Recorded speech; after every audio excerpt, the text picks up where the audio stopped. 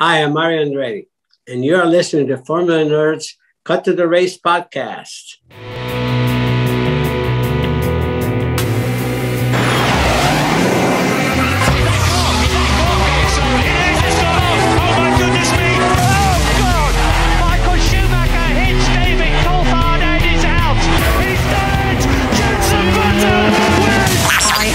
Goodman, and you're listening to the fantastic Cut to the Race podcast. Hello, my name is Bernd Mailander, and you're listening to the FormulaNerds podcast. Hi, I'm Rosanna Tennant, and you are listening to the incredible Cut to the Race podcast. Hi, I'm Jordan King, and you're listening to the FormulaNerds podcast. Hi, I'm Crofty. You're listening to the Cut to the Race podcast. It's lights out, and away we go. Hello and welcome to the Cut to the Race podcast. Today we have a very special guest. He is a four-time IndyCar national champion. He is a Formula One world champion, a Daytona 500 winner, IndyCar 500 winner. I've got to stop. We'll be here all day. Mario Andretti, how are you? Wonderful, thank you. Thank you for having me, Ollie.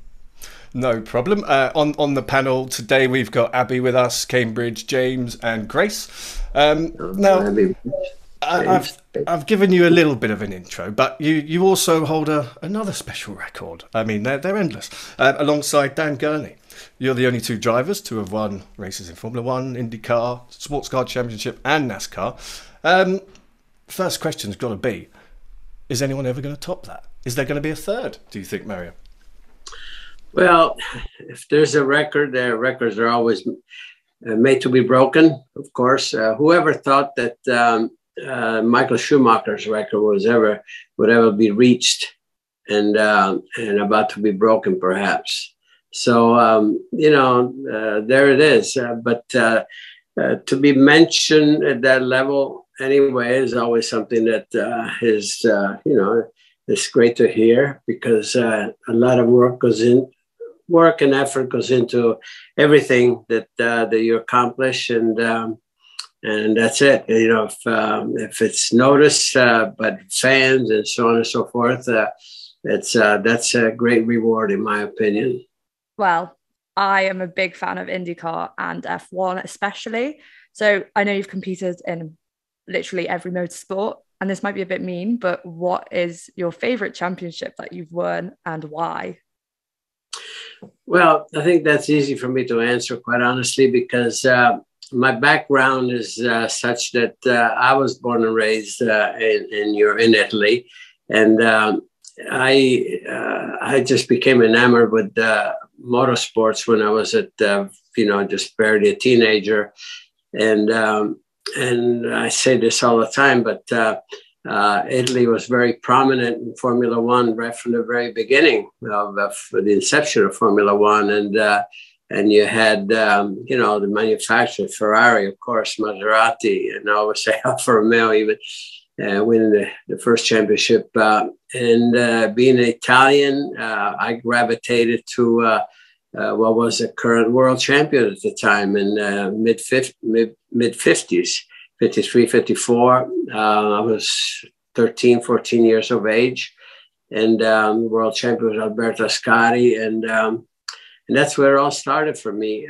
So to answer your question, as I came to America, I started racing here, of course, and there's plenty of opportunities here to race at the top level, as you should know.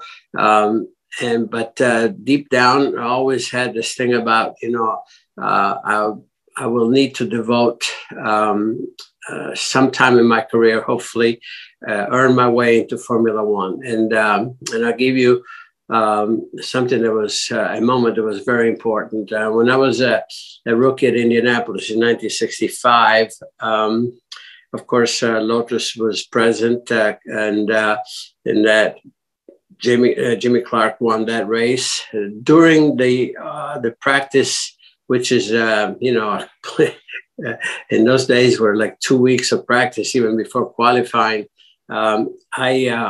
I made sure that I befriended Colin Chapman and Jimmy as well, and along with of course when Graham Hill would come over and Jackie Stewart. And after the race, of course, Jimmy won the 65 Indianapolis 500. I finished third, and I was Rookie of the Year. So, you know, after all the pageantry and everything, we were saying our goodbyes. And I went to Colin. I said, Colin, someday I would like to do Formula One. And Colin says, Mario, when you think you're ready, you call me. I will have a car for you. Now you can imagine, you know, how immense that was for me to hear those words. And 3 years later, I felt I was ready, you know, whether I was or not. I felt that I was ready. And I called him and I said, I would like to do the last 2 races of the season, Italy and Glen. I won't go into all the story about Italy, that why it didn't happen, because I had to race on Saturday in the States and go back and forth. Anyway, my debut was at Watkins Glen here in America, of course. And I never seen the place even, and did not test there. I arrived, you know, race weekend, and Lord and behold, you know, I put the car on pole, you know, next to Jackie Stewart. So these are moments that become so important to me. And then, but again, to answer your question even further, winning in Monza, clinching the world championship in Monza, how do you design that? You know, it's came full circle for me. So these are the moments in my life that, you know, are there. I just forever, and most important, not to take lightly in any way, you know, the fortunes that I've had here in the United States and all of that. But like I said, you have to go back from the beginning as to how everything started and how it developed. And so my ultimate passion was to be in Formula One, and winning the championship culminated, you know, my most ambitious goal. Amazing. Oh my gosh, thank you. That was my main question. So, Mario, you've just mentioned a lot of different motorsport series there, and obviously you were also competed in Le Mans. And obviously your first entry into Le Mans was 1966, which is obviously the site of one of the best stories of all time in Ford versus Ferrari. Now, you were part of the Holman Moody GT40 team, so did you get to work with Carroll Shelby and Ken Miles in developing the car at all? Oh, yes, I did. Indeed, actually, a lot of the testing that we would be doing, yeah, I was involved in, and I made myself available for every single test program. And because I, as you can imagine, after speaking with Colin, I needed, you know, to develop my some skills in road racing. And the Ford Le Mans program was, I mean, exactly what the doctor ordered at the time. And I said, you know, if you need me for every test, I will be there. And of course, you know, it was unfortunately Ken Miles, you know, obviously we had a relationship there, but, you know, his demise, you know, happened too quickly, and very unfortunate. But the important part is I really, Bruce McLaren and I became good friends. Because he was also part of the development, and you know, after, you know, driving all day, we just go out to dinner together and discuss a lot of things. And I had many pertinent questions, you know, to him. And as a matter of fact, whenever he would be taking over on his stint, you know, in testing. I would take a scooter and go to key corners and watch the way he would rotate the car through the corners, and a lot of things that I could observe. He was technically, he was really one of the best drivers, you know, to negotiate, especially the slow corners. And, you know, I had the high speed situation pretty well handled, you know, but, and so that was, you know, it was incredible for me, you know, to have those opportunities. And So again, as you can see, that I embraced that part, and of course, Le Mans, we had some engine problem, with which unfortunately took me out early, but nevertheless, great experience for me. Now, Mario, you've raced in many different series, many different championships, and of course, you've therefore driven many different types of racing car.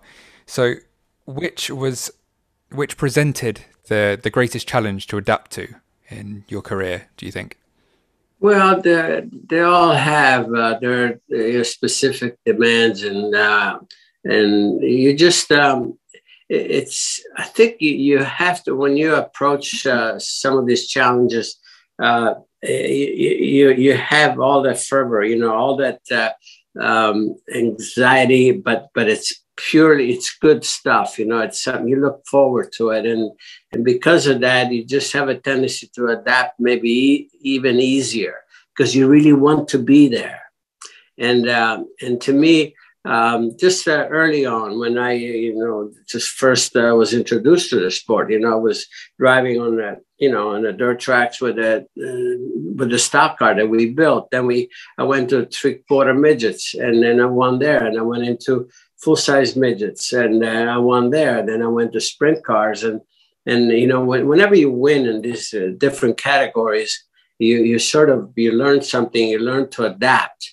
And for me, even at the beginning, of my IndyCar career, that championship was, included, I should say, super speedway, oval, super speedway, short ovals. And there was one road course race in '65 when I won that championship in my rookie year. And I won that one why? Because I really wanted to do that. In 1963, there was only one midget race at Lime Rock, Connecticut, and on a road course. Can you imagine a midget on a road course? And one of the car owners had John Cooper build a rear engine midget, especially for Mark Donahue to race in just that one race. And of course, he dominated qualifying and so forth. And in the race, I was, he had a 2-speed gearbox, and we didn't have a gearbox, so I was, pretty much up and floating the valves, at the end of the straightaway. But I was on him throughout the race. On the last lap, I figured we got to go. And I beat him. I beat him by, I think maybe 10 inches or something. And the engine scattered. It blew, when I crossed the finish line. But, I felt like, Fangio or Scotty, just in the midget. So just to be able to do that, you could see that, where my passion was, and so, like I said, along the way, it's, things were just happening the right way for me. That's all. You mentioned earlier about Ascari at Monza and how seeing him kick-started your love and your passion for motorsport. And when your family moved to America, I know that you and your brother built your own stock car to start racing. How did it feel to actually start racing and start seeing your dreams become a reality? Well, basically, as I said, I never had a plan B, of course. And, whenever I just became infatuated with the sport, and coming to America, we felt it was just the place to be for, to have the opportunity. And when we arrived there, we arrived here on a Thursday, and by Sunday night, I discovered there was a racing at the fairgrounds, oval, dirt track. And 2 years later, we put together 3 other buddies and one geek. You always need the geek, somebody that knows everything. And we started a plan to build our own race car to race by the time we were 21. This was we were 17 at that point, 1957. I arrived here in 1955. 2 years later, 57, we started building the car. And the reason that I said 21, because legally you had to be 21 in those days to race professionally. Anyway, the car was done in 2 years. We were 19, and we figured we're not going to wait 2 years. So we befriended, we used to work at, after school, my brother Aldo and I used to work in my uncle's gas station.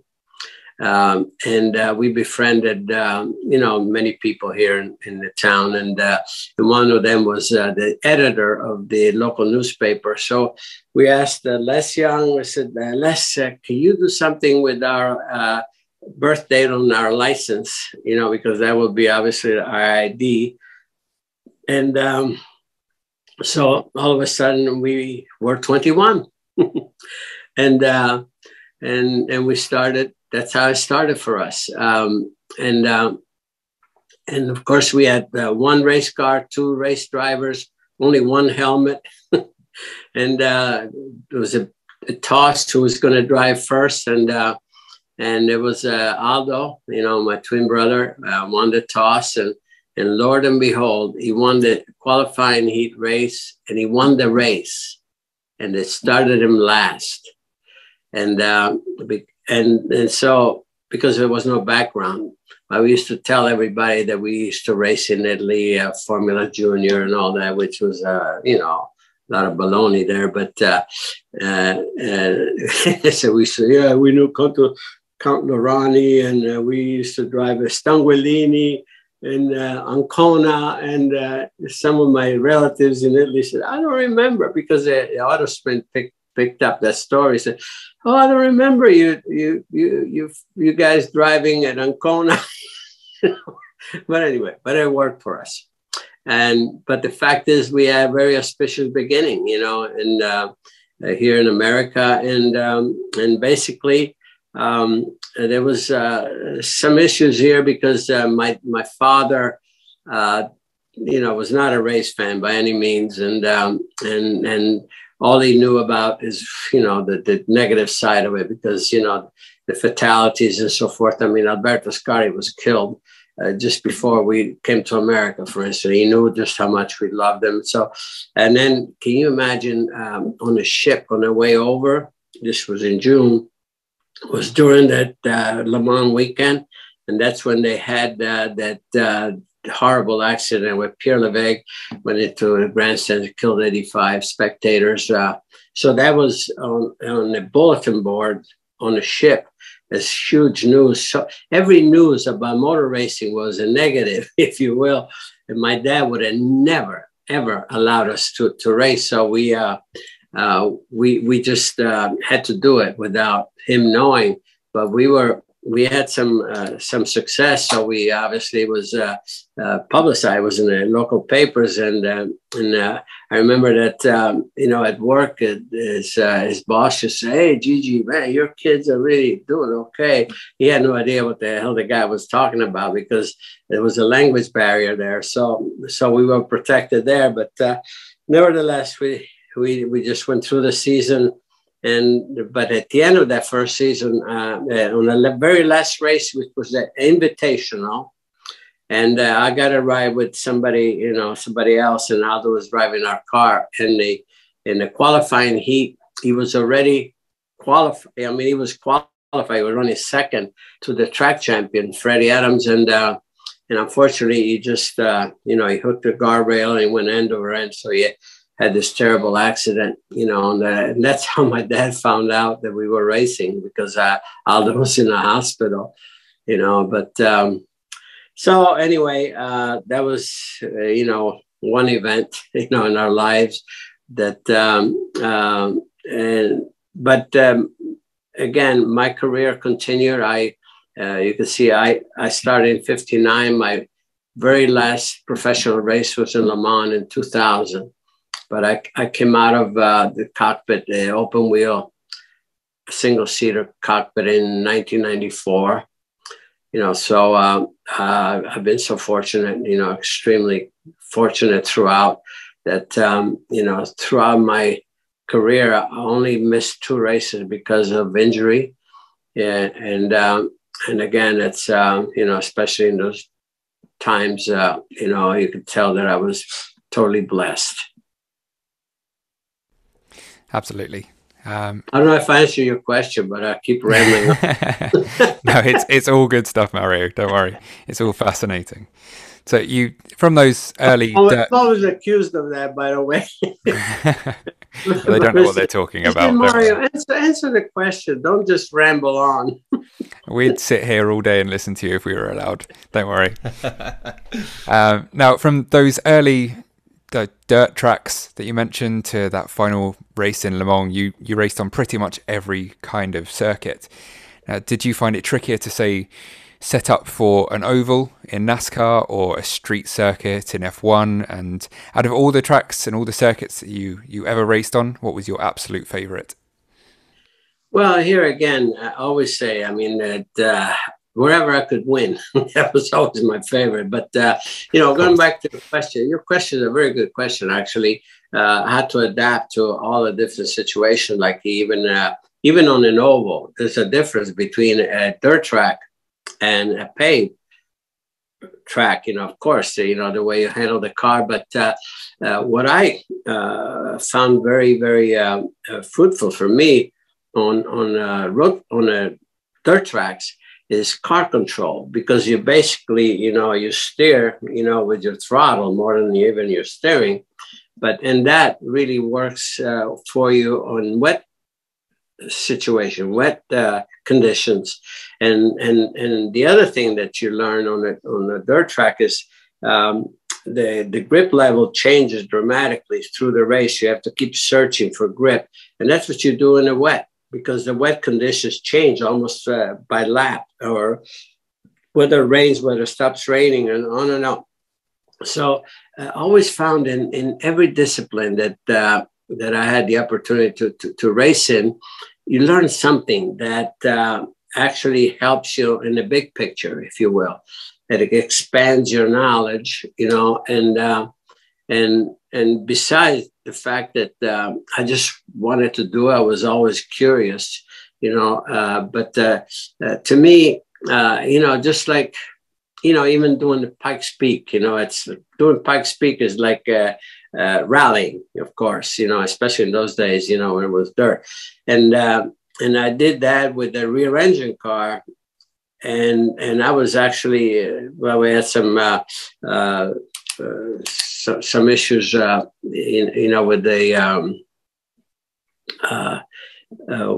I think with with the fueling situation, I should have won that with the rear engine car, but then I won it the following year with the regular upright, dirt car, and so you talk about adapting and so forth, you just do it. And again, you always learn something new, something different that will apply somewhere else. So, for me, it was just, was a challenge that I really, really relished. That's the only way I can put it. Now, as you just said, the tracks in all the different championships can vary, but one thing that is consistent is the danger and the thought of crashing and that. And you mentioned that your dad didn't like motorsport because all the negative news about it was crashing. And in 1969, you had the crash during the Indy 500 practice. Now, what is it like coming back from a crash? Do you have to train your mindset and mentality to get back in the car? Or is it just a case of, I love racing, I've just got to get back and do it no matter what? Well, Abby, it's something that you just don't dwell on the negative. When I, and I had that crash, I figured, oh my goodness, is it all lost? No, I cannot accept that. I cannot accept that. And okay, there has to be another way to do it. Luckily, I had some burns and so forth, but something that could easily be overcome. And we just reverted to plan B. and totally different car, you know, when you're talking about 1969. But you just don't dwell on the negative side. You just try to put that aside. I don't want to know about that. I don't want, this is your burns, they hurt. No, I'm okay. I'm okay. You know what I mean? You just start thinking more positive, and you just attack the new situation. And, you know, when we actually, it was almost a blessing that that happened. What happened with the Lotus, which was very quick, had a lot of quality, but there's no way that would have been reliable enough to go 500 miles. So as you could see, the first weekend of qualifying, you know, in those days they had 2 weekends of qualifying. And the first weekend of qualifying was rained out. So we had a chance to, you know, put a lot of miles on the Lotus and try to identify the weaknesses and so on and so forth. And we did a lot of race running, which again, we put miles and miles on the components. And a component, you know, like a rear hub, sheared, and that would have sheared in the race. You know, even if you would have qualified earlier, I would have had to qualify and race that car. But like I said, you know, things always, you know, even then, under those dire circumstances, things happen for the best, because then all of a sudden, Lotus actually, because they had a couple of other incidents, I think Graham Hill actually had a half shaft go, and they had he had a light crash and so on and so forth. So they withdrew all those the Lotuses. So I had to revert to the Browner Hawk, and which we did not. That it's, you know, intend to race there. But we entered it as a, you know, just as an insurance, and we only have 1 day to practice with that. But still, we even still put it in the front row, in the middle of the front row. You know, so you know, things were happening the right way, and Lord and behold, I finished the race. And you know, then in 65, my rookie year, I finished the race, finished third. In 66, 67, I was on pole both years and dropped out really early, you know, with some issues, engine, and then another one, the wheel came off. And then 68, blew the engine the first lap. And 69 was only the second race in Indianapolis that I finished since 65, and we won it, you know, under those circumstances. So again, just, when you look back and say, oh my goodness, you know, but again, it's a lot of it is perseverance. You know, we didn't give up under some potentially dire circumstances, and it paid off, you know, and for me, it was particularly satisfying to win that race, not only for myself, of course, but also for Andy Granatelli, who had tried so hard over the years, you know, to be thinking outside the box, you know, with the Novi's and everything. Then the turbines, you know, he almost won with that, but they didn't. And I won for him with the most standard car at the moment, you know. And so, yeah, you know, these very rewarding events for us when you think of everything that happened around it. So, Mario, going back to F1, let's talk about some of the people that you've raced with. So, I mean, your list of teammates is, you know, it's an incredible bunch of people that you've had as your teammates, from Keke Rosberg, Jackie Hicks, Graham Hill, Nigel Mansell, etc. What did you learn from these guys as your teammates? Were they easy to work with? Who did you enjoy working with the most? And then, who do you think's the best driver you raced against in F1? Well, that's a tough one. You know, there's so many. I mean, it's never one. It's never one. When you talk about the teammates that I enjoy working with the most and was the most open with was Ronnie Peterson, quite honestly. He and I were really good buddies. And I mean, fierce competitors, no question. You know, we would be out there trying to kill each other, but then we'd have a beer afterwards, you know. And that was important. You know, we were competitive to the point of, he would spend time with me up at, I have a lake resort up in Pocono with all the toys in the world. We up there racing our motorcycles and whatever, and even competitive on the tennis court, so it was good stuff, to have that relationship. As far as the drivers that I raced against, I mean, let's face it, the best that the period had to offer, the Jackie Stewart, when you win a race and Jackie Stewart finished second, that's a special day, let me tell you. And, or Niki Lauda and on and on. I mean, it's, I try not to mention too many names because I'm afraid I'm always going to leave a key name and it will not be mentioned, so, again, to have raced through those decades with the drivers that you just mentioned and others. I mean, it was it makes it so precious when you look back and reflect on things. The opportunity that you had. I mean, some of the drivers that we're talking about are the best that we have ever known. In the sport. So. Yeah, to be mixing it up, with that crowd, it's pretty rewarding, I can say. So you just mentioned, obviously, you competed pretty much in F1's glory days, especially from my angle. I grew up watching those sorts of things on the documentaries, at least. So I'm going to ask you, if you can, to rank 3 drivers for me. No pressure. If you can't rank them, don't worry. But Niki Lauda, James Hunt, and Carlos Reutemann. Well, they all had tremendous qualities, no question. I mean, Niki Lauda was as solid as could be always. He was always there. May not have been the quickest guy, always, but he was always there. Always, every race that you hope to bring some results in, you had to deal with him. And James Hunt, quick always, quick everywhere. And again, another one that he was one of the usual suspects, always be up in the front, whether it's practice, qualifying, on the race. And Carlos Reutemann, extremely quick on any given day. Not always, for some reason, but when he was on, he was really, really on. And sometimes, I even watched him. I remember we were in testing in Snetterton, and I could not match his times. And I was watching him, I said, how does he do that? It was that kind of a thing. There's always someone that does something that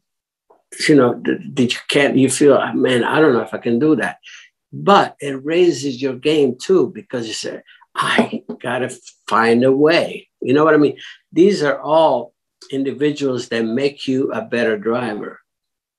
Because even coming on the scene in Indy cars, when I came on, who was the guy during that period? It was AJ Foyt. So, if you're going to win any race, you had to go through, you had to at least beat AJ Foyt. And then, so what did that mean? It meant that it makes you work. You watch every move, watch what they do. Oh my goodness, how does he do that and all that? And then you just go there.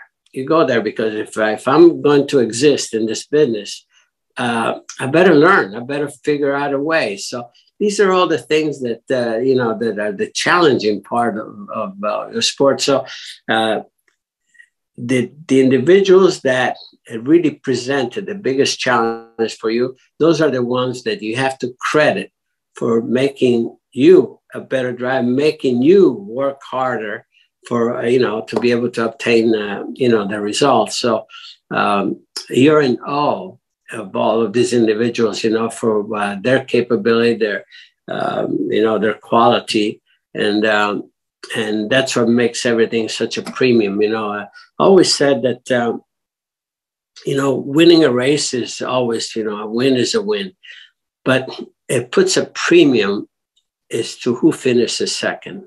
It really does. And And then if you're second to that individual, it's still a good day. I don't know if you get what I'm saying. So that's how I look at that, No, definitely that makes total sense. I don't know if I answered that question either. No, I think you did. I think we got that James Hunt was fast, Carlos Reutemann was very quick on his day, and Niki Lauda was very reliable. And then everything after that was a bonus. I was actually named after James Hunt, by the way. Now, one of my favourite Mario Andretti moments was your Ferrari comeback in 1982 at Monza.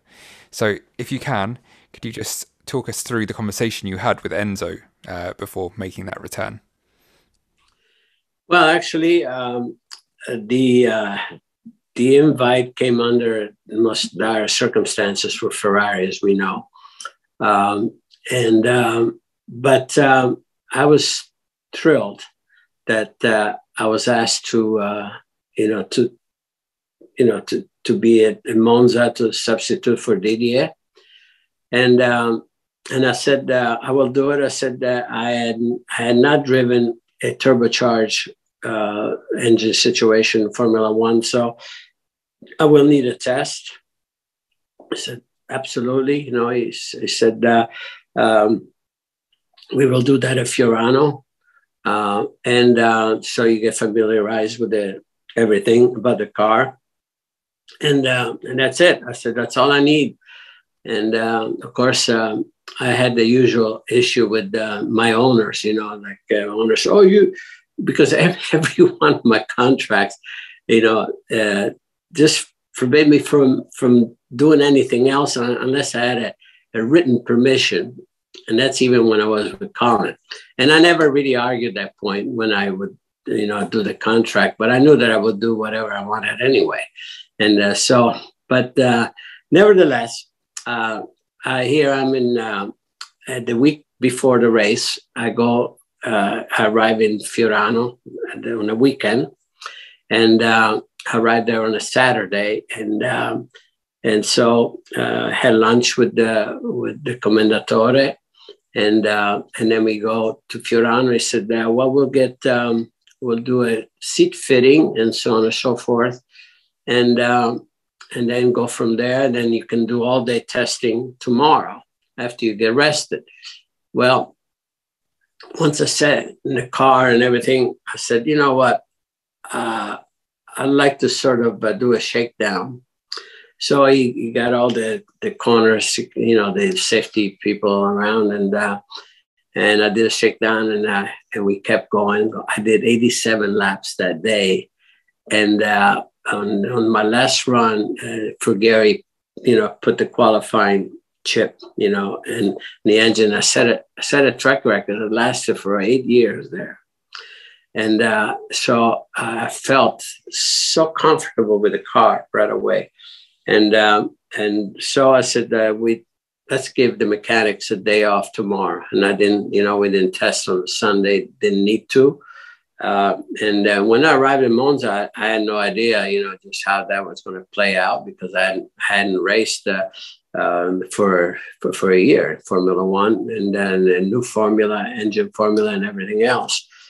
So I was somewhat surprised that I was able. I got the pole, but I think it came down to Nelson Piquet and myself. He would go out a set of time, I go out a set of time, and finally I just tipped him. Nipped him, I should say, at right at the very end, which was I could imagine, especially in Italy, Ferrari, so incredibly satisfying. And I had an issue toward the end of the race with the lost power on the left side, on the left bank with a turbocharger. I think I would have won that race, no question. But still finishing on podium was a tremendous satisfaction for me. And with Ferrari, I always got on so well with the commendatore, and the best part is that, because of the language situation, I could deal with him directly, and that was satisfying for me to begin with. Yeah, I mean, Italian with Ferrari, what the heck? I mean, that's the formula, It's the absolute dream team. I just want to say I like what you said earlier about how some of your favorite tracks are just the ones where you can win, because I'm exactly the same when it comes to life. But when you became F1 champion, you had to win a lot. What do you think set you apart that year? What do you think made you unbeatable in that year? Well, I think it's everything. It's having a team, the confidence in the team working for you. I love working for Colin Chapman because he just wanted to win so bad as anyone. Everybody wants to win, but he just expressed his emotions. I just wanted to see that. Throwing that cap up in the air at the end of the race, there was he was just like if he was riding with you. And so anyway, it just makes you work hard. And the team, I have my mechanics, they were with me, throughout my tenure with Lotus. They're like my brothers today. I mean, we still, I have, we stay in touch and so on and so forth. And that's what it's all about. It's team. When you're really working together, you feel that you feel so confident that you have, everyone just doing their very best, 10 tenths, and confidence is what makes things happen. Quite honestly, it's so again, great times, but it's all about, like I said, team. That's one thing that I've always recognized, of course, and you can't do it without. You have to have the tools to be able to get the job done, and you can't do it alone by any means. So again, but I made throughout the sport, I've had some great relationship. Adrian Newey, for instance, when he was my engineer in '87, we were unbeatable that year. Trust me, I never worked with anyone that was so unbelievably, just totally, he and I just totally understood each other in such a way that, and I never had that relationship with anyone else except maybe Colin. But, today we still reminisce about certain moments and so on and so forth. So, like I said, these are relationships that stay with you for a lifetime. That's the beauty of it. And another thing that I think, to me, it's so important is that I don't care what paddock I walk through, whether it's, say, I could be in Le Mans, it could be Daytona 24 hours, I could be the Daytona for the 500, I could be in any Formula One paddock. I feel it right at home because I always know there's always someone that I work with. And I was amazed. Last time I was in Le Mans, just actually as a spectator, I was there with Audi. And I'm walking through the paddock, actually in the pits, really. And almost every third garage, hey, Mario, I remember I always work with somebody, So it's such a great feeling, it's, motor racing, as vast as it is, it's really a very close-knit family in the way I see it. And that's the way I feel around everyone. And there's, it doesn't matter what nationality, whatever, we're all, just the same, seem like it's, we're revisiting each other. We are like relatives. And it's true. You just said about when you became world champion and how in '87 with Adrian Newey you were unbeatable. So what would you say is your best F1 race? It doesn't have to be one you won, but one where you felt that you achieved the impossible and was your greatest achievement. Well, one of the best F1 races that I've done is it was with actually '78 at Monza. I thought I drove really, really. I had some brake issues, and I dogged Gilles Villeneuve I was on him so hard on the last lap going into the Scotty chicane. I braked him, and I don't know. I mean, my foot just went through the front. I mean, it was a do or die situation, and I got him the last lap, and then we were both penalized a minute for jumping the start, which.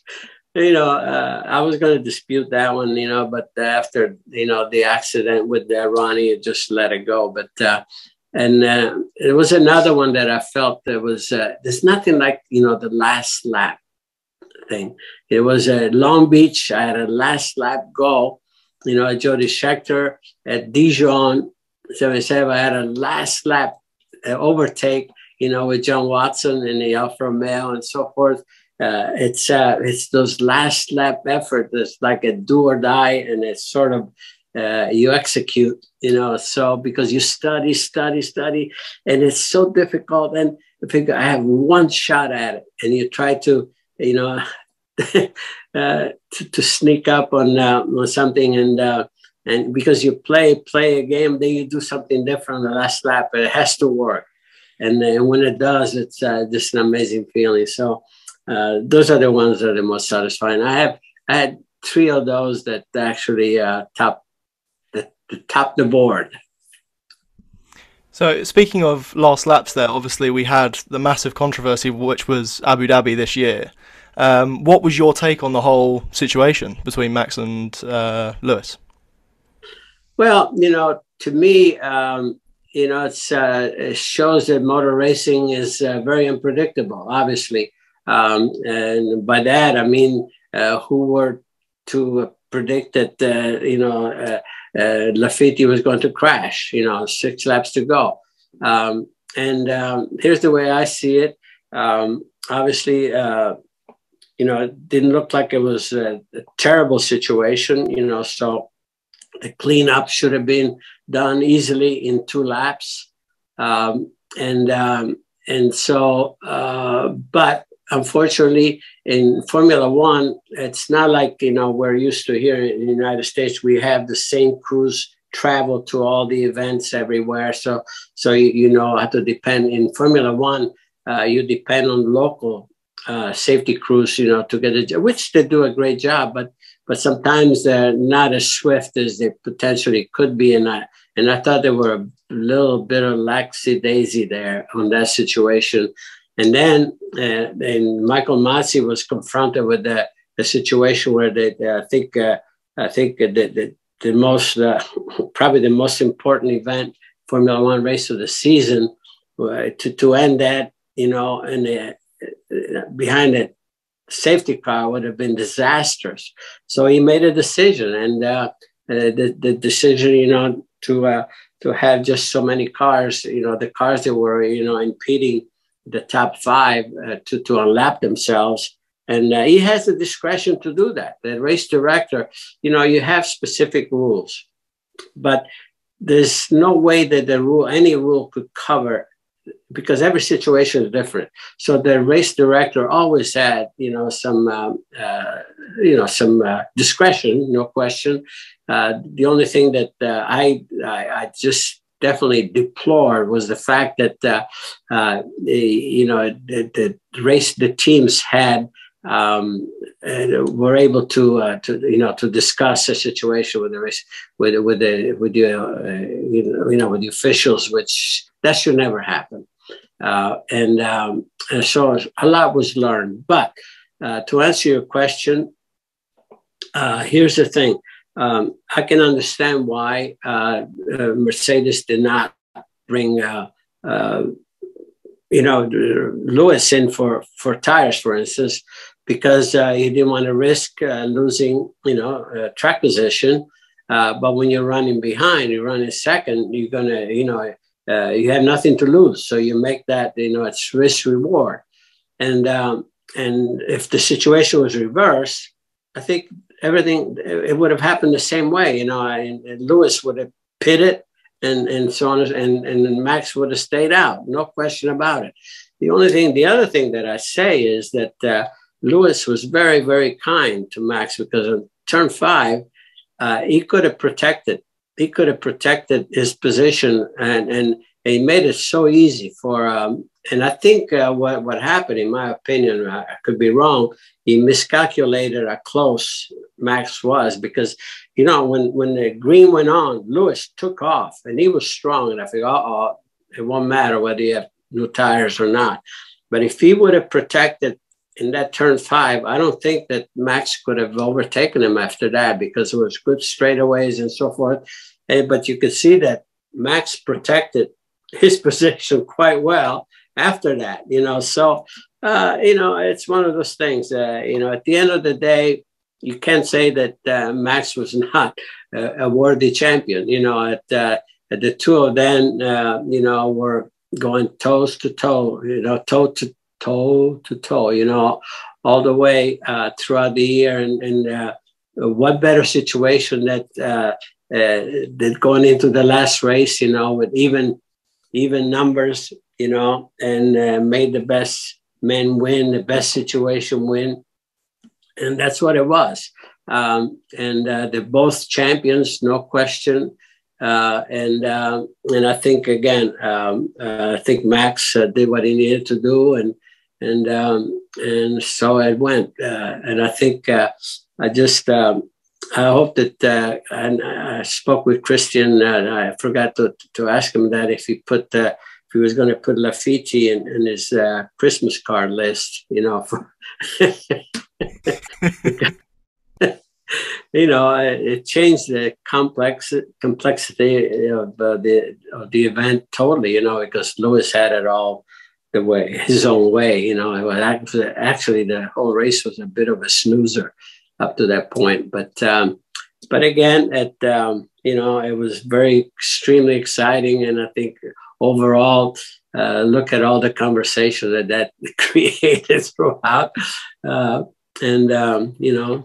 I guess half of the fan base is happy, the other half is not. But that, you know, there's always, to me, they're all winners anyway, you know, in my book. And it's just the circumstances sometimes, you know, play in certain favors, you know, and that's the way this went. But a worthy champion, no question, Max Verstappen in every way, and it is the way it is. Indeed, you know, 2021 was an incredible season, and it divided people. But Mario, over the last few years, we've had some new circuits on the calendar. Do you sit there on a Sunday or attend and think, oh, I'd like to go. I want to drive that track in a new F1 car? Are there any new tracks you see where you think, yes, that's special? Well, you know, it's hard to really be able to you know, to qualify that situation until you're really on it. It's so different, you know, when you're on it, because you have to experience it. It's one of those classic things, like you have to be there. There's some tracks where you think, oh man, this could be tough. And then if you're on it, say, you know what, it's got a nice flow. And so you have to experience it. You can't sit there and look at the layout and so forth, even in camera shots. It's all I like to. It just doesn't work that way. I wish it did. But you know, each track provides a different challenge, no question, everywhere. Always said that I never had a chance to drive Spa because we were running Zolder, you know, at the time. But Spa is what I wanted to do. I mean, when I'm on a simulator, that's where, man, I'm just, like Spa, you know. And but you know, it's I'm just so happy and fortunate that I was able to even experience the old Nürburgring, you know. Just before they, you know, they shortened it and so on and so forth. Yes, some tracks are extremely, extremely challenging, and you know, you want to be part of that. You want to be able to you know, to surpass that challenge. You know, to feel that I got it. I have my arms around it. So, you know, that's what keeps you going, really. So speaking of modern Formula One and the future of Formula One, obviously your son Michael is looking to start his team and move into F1 in the future. Now, what's your take on some of the comments made by the other team principals who seem to have concerns about an Andretti team joining the grid? Well, I think there are different concerns, and every team, team principal, they look after their own interests, of course. And sometimes, however, you have to look at the big picture. Does this elevate the level and for everyone? And I don't say that by Michael entering it would certainly do that, but I don't think it would hurt, especially since you're going to have it looks like it's certainly 2 and potentially 3 Formula One races in the U.S. And this is one team that would have at least one American driver, which American drivers had as of late have not been given many opportunities. Not everyone wants to be there, but some do. And there's one particular, that's Colton Herta, who I just have so much faith in that young lad that he truly belongs there, to be honest with you. I think that, he trained there. He was 15 years old when he was in England racing Formula Ford. You can ask Lando Norris, for instance, about the race together and so on. And he's one young lad that came through the ranks even when he came back in the States. When Michael picked him up, he won a championship in the USA 2000. He won championship in the Indy Lights. And then he brings him on at top level. And every race, he won 6 races there. And he was the youngest one to win. The first race, I was so impressed because it was not a strategy. It was pure speed. And he wins, in front of a Wally, veteran, like Scott Dixon, that team-wise and driver-wise, they don't come any better. And then he went on and he did the same thing, in the other races. I think he made a couple of mistakes last year, which is fine for a young lad like that. I think he would have been more of a, I think a contender for the championship. But and he loved to be in Formula One. So here again, going back to that. Possibility that to have an American driver in Formula One cannot hurt Formula One, especially in America, as far as the sponsor situation, the media, all the interest and the way the interest in Formula One has been fired up by the Netflix. The different, the film about, Drive to Survive, has really brought a fresh new look at Formula One from the younger set even. And I think, we would, Michael's team as a team would contribute, to having that. There's a spirit of national pride, as you all know, in Formula One, because it's truly the Olympics of motorsports, because the international aspect of it. I remember even myself, okay, you race here at home and the national anthem is played and all that, and it's fine moments, but to have your home national anthem played when you're at the top step, and whether it's Austria, whether it's Germany, whether it's Argentina, whether it's Africa, you're out there. There's a certain degree of pride. When, Lewis, he wins in Great Britain, every person in Great Britain, the chest is right out here with pride.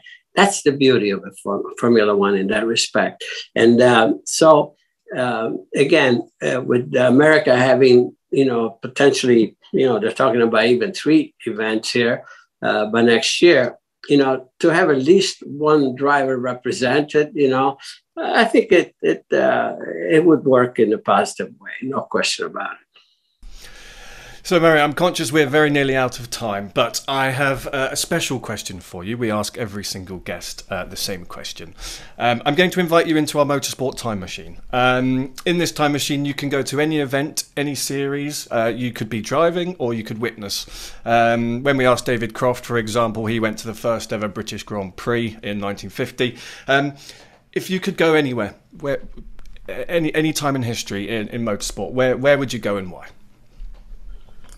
Well, where I've never been, which would be, I just, for some reason, I want to go to Singapore Grand Prix.